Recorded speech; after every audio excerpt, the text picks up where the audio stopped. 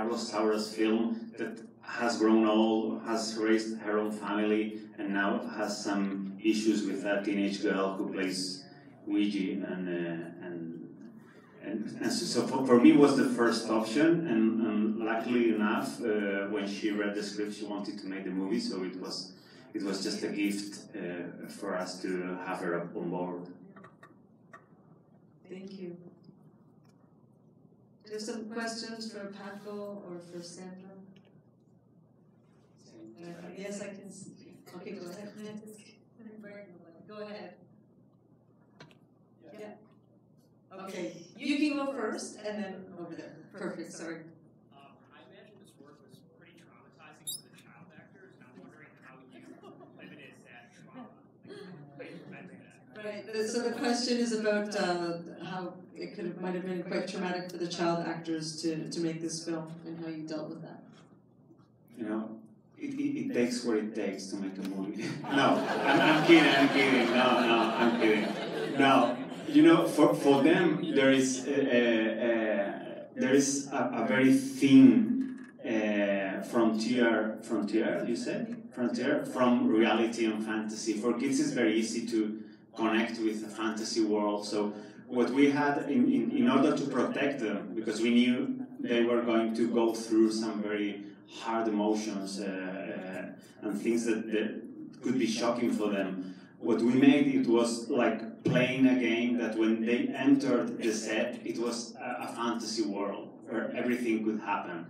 And when we said cut, it was like, okay, it's over, the monster's gone. What we made when they had to be at the same time as the creature on set, for instance, we had the actor come in and dance with them, like doing like moonwalk, you know, and we said, you know, he's Samuel, he's really nice, he's just going to put a mask on and everything's fine. You know, we always try to protect them in terms of knowing that what we were doing was fiction and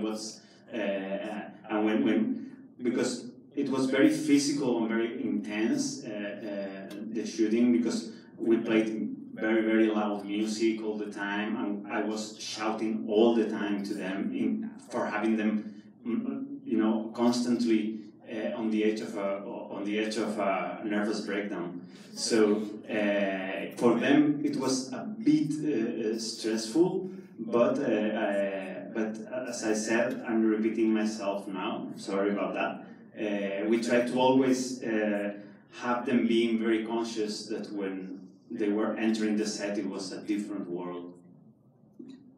Thank you. Okay, question, yeah, back there, and then I'll get to you next. Yeah, go ahead. This is for Sandra. Fantastic job, by the way. Since this is your first role, what drew you to this role? Were you a fan of horror? What drew you to it? Yeah, so what attracted Sandra to this role? Yeah, Sandra?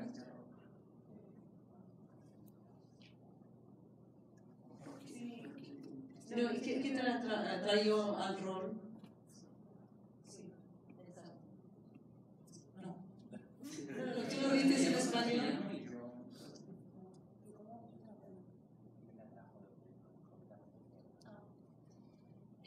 I was in my theater classes, and the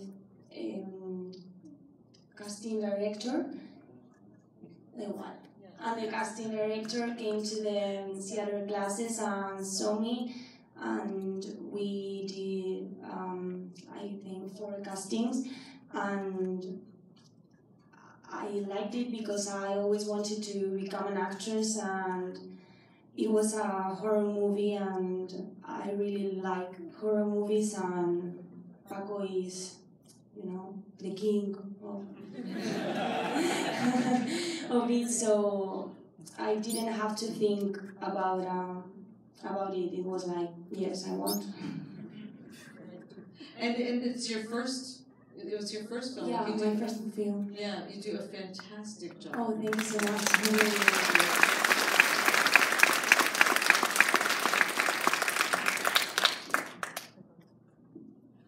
So we had a question. I promised you, didn't I? Go ahead. This is for Paco.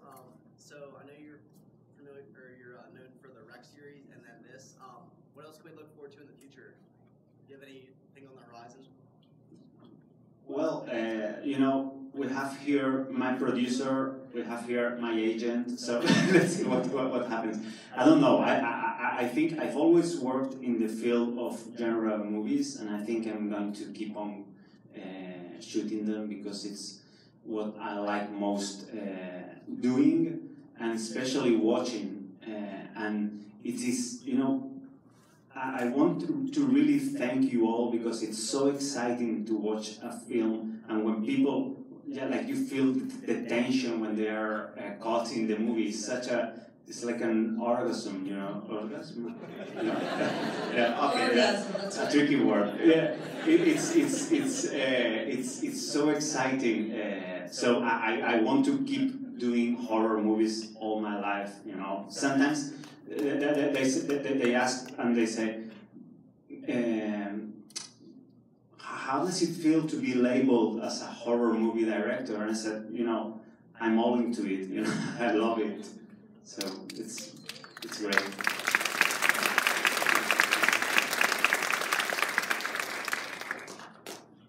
Okay, I'll go here and then to you next. Go ahead. I just wanted to say that the camera movement and some of the camera work was incredible in the film. And I just wanted to ask, there was one shot where she kind of gets out of the bed and the camera kind of like tilts and pans up with her. Could you just talk a little bit about some of the motivation that was kind of behind some of that camera work? Yeah, specifically in that moment, for me it was very important because, you know, for me the movie was about the ultimate monster, which is a teenage girl, you know, that's like the most, because it's a monster that is horrifying for their parents, of course, but for herself, you know, because teenage is a moment when your change begins a mutation and you begin to change.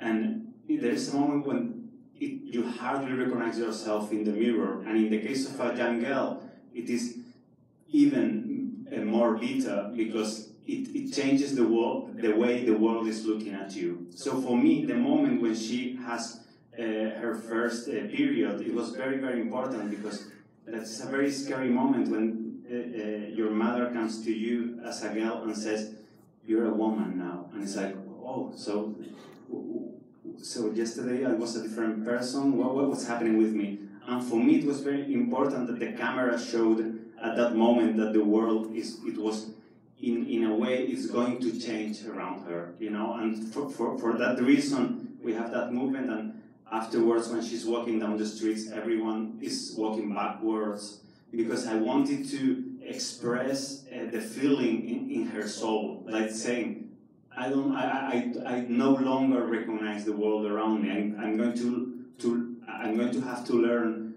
once again because I'm going to experience a whole new world, new experiences, and everything is going to be like happening for the first time for me. So it's going to be kind of bizarre.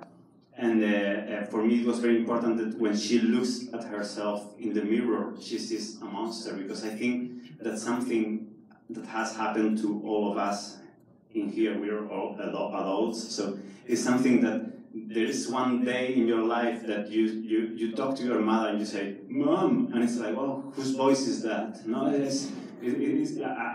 beginning to change. I'm a different person now, and I wanted to express that with Sandra and with the way the camera was going to portray her journey.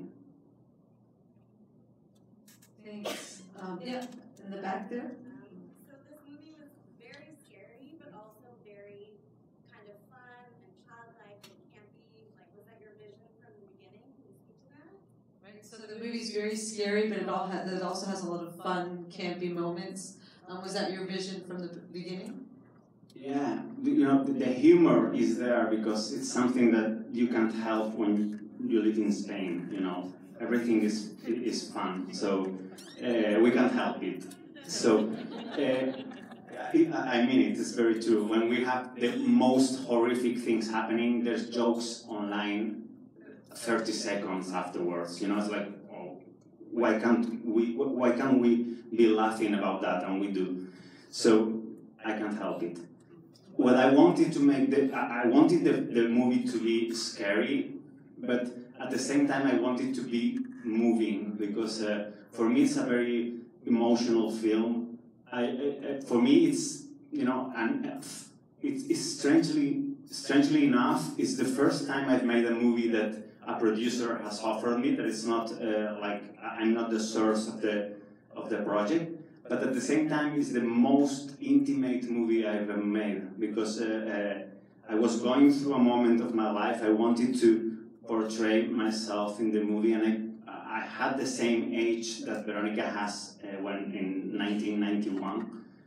I had the hair as long as she has the hair now. No, that's something that I don't have anymore.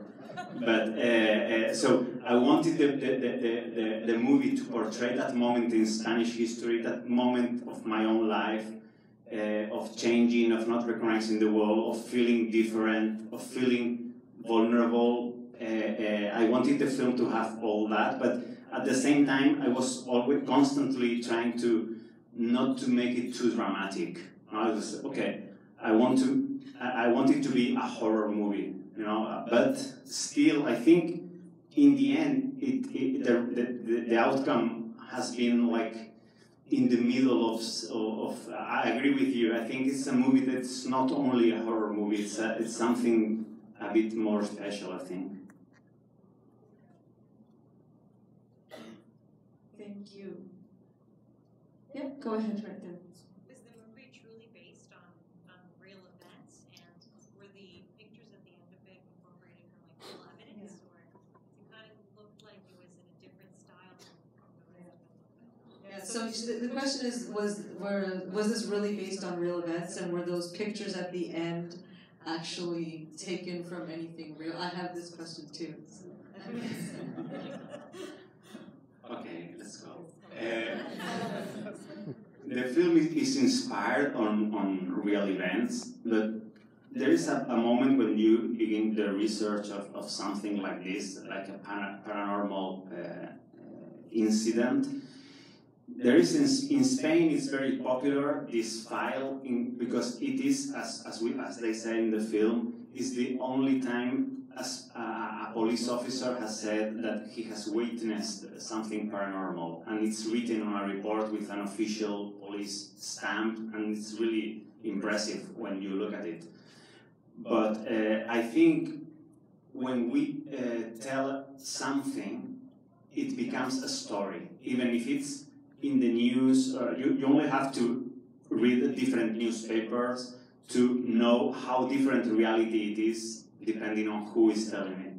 So, as I knew we were going to betray the real events, I just wanted to make a whole fiction. You know, I didn't want to make like reconstruct the events like they supposedly happened. But we kept a lot of little details that are from the police report, and not only from this one case, but another case in Madrid, because in the early 90s, something happened in the energies of Madrid or something, but there are like 2 or 3 incidents of this kind, and we, for the movie, we wanted to keep some details that are very easily recognizable if you are familiar with the police report.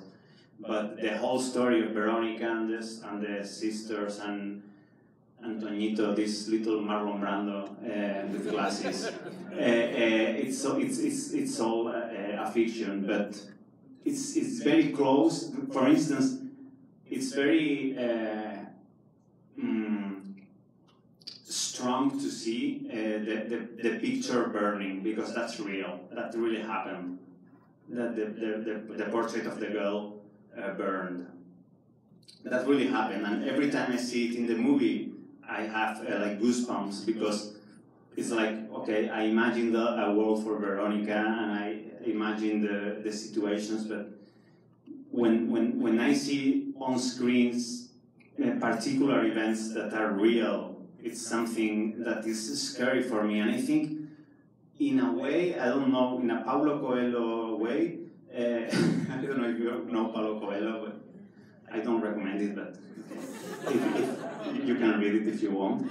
But when I think in a supernatural way, what is real in the movie, somehow the audience reacts to it.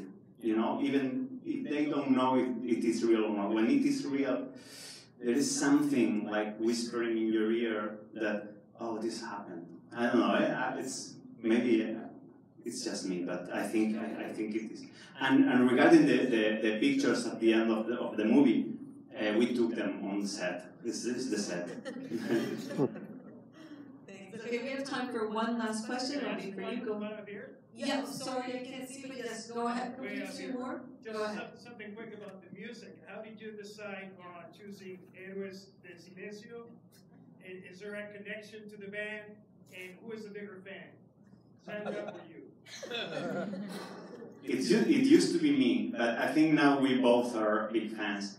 You know, I'm close to Enrique Bumburi, who is the lead singer of Héroes de Silencio, which was, for, if you're not familiar with them, it was the hugest rock band in Spain at that moment in '91. It was, they were extremely successful, and their lyrics have some gothic flavor that I think they were perfect for the story. And now you listen to them all the time, no? All the time.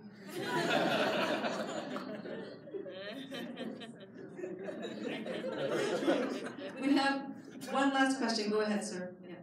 Hi. So the catalyst for all the events in the film kind of surrounded the eclipse, and that was a global event that we all recently experienced. Was the timing of the release, was that by design, or was that just more important? Yeah. It was Sony Pictures that made an eclipse for the promotion of the film. No, it was just a funny coincidence, no? But we didn't have an eclipse when the movie says it's bullshit, you know. I just made it up, you know, because it's so cool having an eclipse and a blind nun, you know. I couldn't resist it. It's something you have to have in a movie, you know. Otherwise, the movie sucks. You need to have a blind nun. Blind nuns. Just allow me to have 30 seconds to tell something about the blind nun because I love her so much. There was a lot of controversy whether to have a nun on or not, you know, because a lot of discussion about Veronica attending a religious school or not. There was a lot of things back and forth, no? I was always in for the nun because I love nuns. I love uniforms, but that's another subject for another movie maybe. You won't be in that movie. At least for a few years. What happened was that I was hesitating whether having a nun or not, and it was like, oh fuck, the nun, no. And some guys, like, you know, like the clever guys said, it's too cheesy, it's too B-movie, you know, like people like a bit intellectual, no? Like, having a nun is like it's like an Italian 70s movie. And I said, well, I love Italian movies. But so I was reading the script with some friends, not related to the movie industry, so really clever people. And we were reading the script, and it came to the moment I said, and there is a blind nun, and my friend said, oh, nuns are so fucking scary. And I said, okay, we need to have the nun. It's going to work, you know? So I think I'm going to have a blind nun in every movie I make from this moment. Thank you, Papa. I want to ask Enrique Lopez Gaviria, the producer. Amazing producer.